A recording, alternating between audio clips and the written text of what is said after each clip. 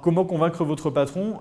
C'est un livre blanc qui a été écrit par Sonia Ruiz Moreno, qui est notamment bilingue espagnol-français et qui a créé la première agence espagnole de conseil en collaboration qui s'appelle Pridecom. Alors, parlons des 5 clés qui permettent de gagner l'appui de votre direction. La première chose, c'est de se mettre vraiment à la place de votre directeur et il faut parler son langage. C'est-à-dire que le directeur doit rendre des comptes aux actionnaires et aux investisseurs et obtenir des bénéfices directs. Donc il faut pouvoir trouver les éléments qui vont lui permettre de vendre après son expérience et son travail auprès des actionnaires et des investisseurs. Excusez-moi. Mais tout ça est contraint par un certain budget, c'est-à-dire qu'il faut pouvoir faire en sorte que le réseau social d'entreprise soit mis en place pour diminuer des coûts à côté et donc que la différence entre le coût du réseau social d'entreprise et les bénéfices soit positive.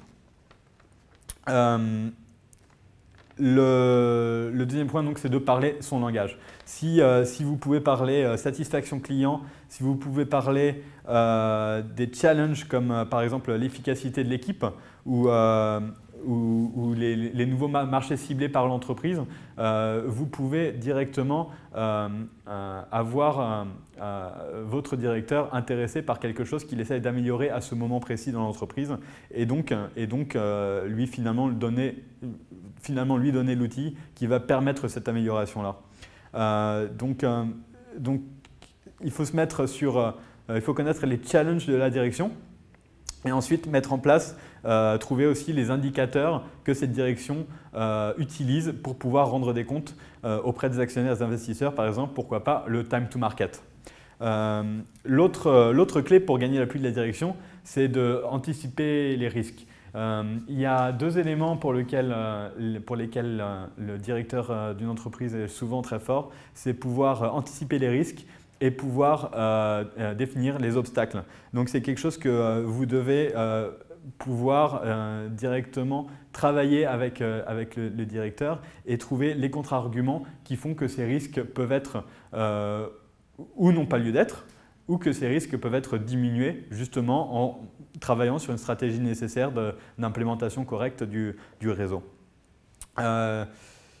Le 4e point, c'est important de s'assurer le soutien, c'est-à-dire le soutien d'autres personnes de l'entreprise. Si vous souhaitez aller vers votre direction tout seul, c'est votre choix, c'est très compliqué. C'est souvent beaucoup plus simple si vous trouvez ce qu'on appelle un sponsor, c'est-à-dire une personne qui a déjà une certaine crédibilité auprès de la direction, qui est en général, d'après notre expérience, pourquoi pas la direction des ressources humaines ou la direction de la communication.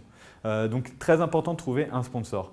Le dernier point, c'est si le réseau brille, le directeur brille. Donc c'est la capacité pour la direction aussi de retrouver une aura auprès de ses employés en mettant en place un outil qui est valorisé positivement d'après les études qui existent par des cabinets tels que Gartner, etc. On sait que la mise en place d'un réseau est valorisée positivement par les employés de l'entreprise. Donc comme je l'indique, le succès du réseau social commence avec la participation de votre direction. Plus ses membres sont fiers de l'initiative, plus et mieux ils le défendront, l'utiliseront et le feront connaître. Alors parlons un petit peu.